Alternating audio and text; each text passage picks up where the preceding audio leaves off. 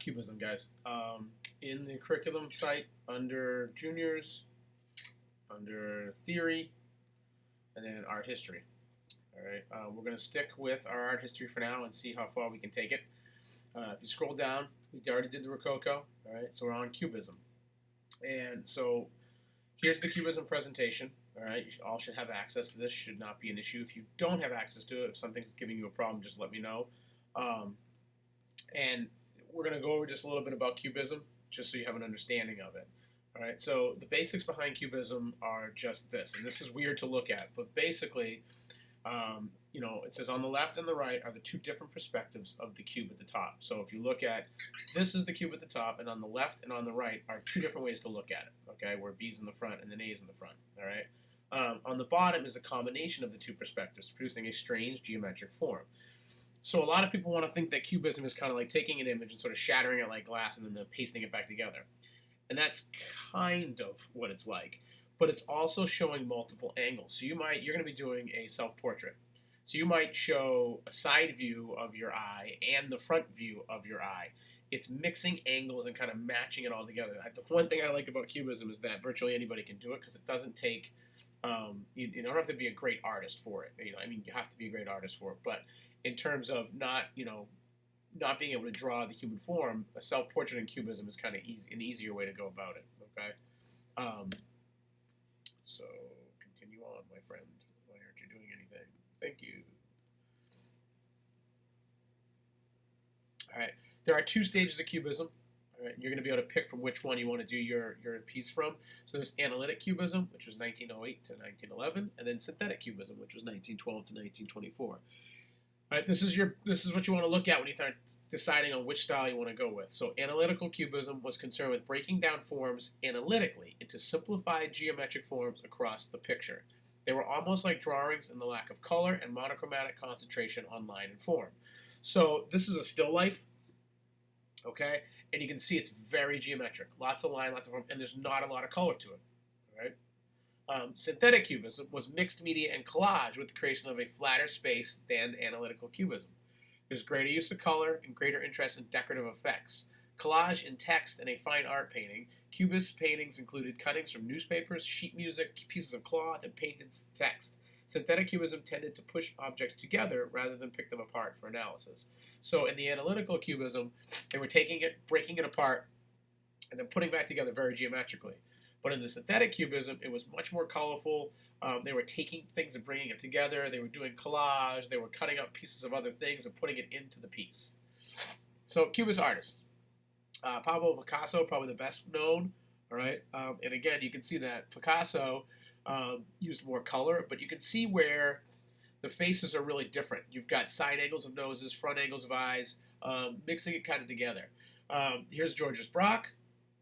And Braque and Picasso actually worked really closely together, then they sort of split off. But you can see this is definitely more the analytical. Okay, so much more geometric, far fewer colors. I actually like Braque's style more than I like Picasso. I kind of like it when it's in less color. And then Braque is also painting in both styles. So here's one. You look at this, and it's not what you would think is Cubism, right?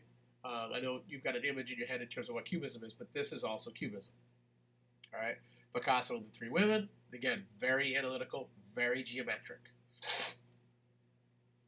Braque. You can see the difference in some of the colors that they used. All right, another piece by Braque. And, you look at this and say, why is it Cubism? Well, what you're seeing in some of these angles is multiple angles of the roof. It's one house, and you're seeing multiple angles of it. Closer piece of the Three Women.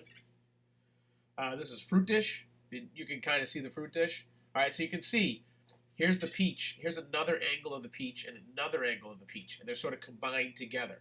All right, so it's like you're looking at an object in one way, you're painting it, and then you're turning the object and painting it again, almost right next to and or on top of the original part of it. I love this. I love when Picasso started to get into his blue period, and I love the colors. Okay, it's a little creepy. It's a little frightening at times, but I love it. This is, again, really analytical. Okay, Braque, Picasso, This is a really cool piece too. So again, you can see how you've got different angles of the violin split up. Okay. Uh, this is a really cool one again. So you can see the portrait. You can kind of see his nose, one of his eyes, another eye, some of the hair over here. Again, more hair over here. One of his hands kind of overlapping each other. Just again, really has a kind of interesting feel to it. Great. And you can see with the analytical part of a big lack of color. Here's another one by Brock. Again, they did a lot of still lifes too. So it says bottle and fishes. So you can see part of the fish head. You can see the bottle here. So it's really kind of breaking up all those angles and then bringing them back together. Guitar player. Love this one. Really cool. And you can see, here's the collar, but here's another version of the collar. Here's another, the collar, different angles of the collar, different angles of the pockets, different angles of the sleeves, different angles of the mouth so combined. Here's a front angle of the nose. Here's a side angle of the nose. Here's a side view of the eye, but here's a front view of the eye. So really kind of, again, the key thing, as I've said it a bunch of times, is angles, okay, and looking at different angles. All right, another piece.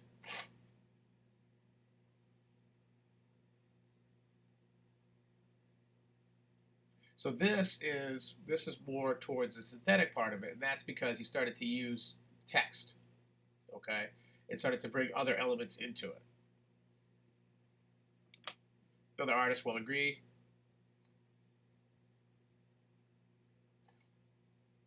So Grease started bringing in a lot of other stuff, okay, and it's almost like graphic design, where he's taking pieces of like a journal, he's taking pieces of an event ticket, and he's kind of bringing it all in together.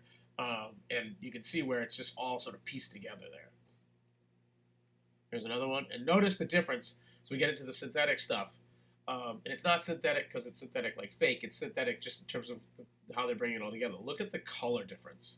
Okay, here's those first few pieces back here. He's looking at Brock and looking at Picasso and the colors, and all of a sudden, boom, boom, bright colors. Okay, so you can see the difference. Right? And this almost looks like a poster that you would do in Illustrator. Okay, multiple colors, sharp angles, right? Bringing different pieces in together. This was just a strip I found. It says that it all started when Calvin engaged his dad in minor debate. Soon Calvin could see both sides of the issue. Then poor Calvin began to see both sides of everything. And that's a play on Cubism. So Cubism and graphic design. You don't have to look far to find the influence of Cubism and graphic design. All right, as you start to look at some of these pieces that I put up, really cool poster. This was done in Photoshop, extremely creepy, but this would be like the literal version of Cubism, where you're seeing all different angles of this person's face. A little grosser than a painting, but really cool, really well done. All right, here's that synthetic aspect of Cubism. And this is straight up Saab versus Cubism, which is cool. All right, here's another version. All right, and again, just a couple of posters just to give you an idea of how Cubism is used in graphic design.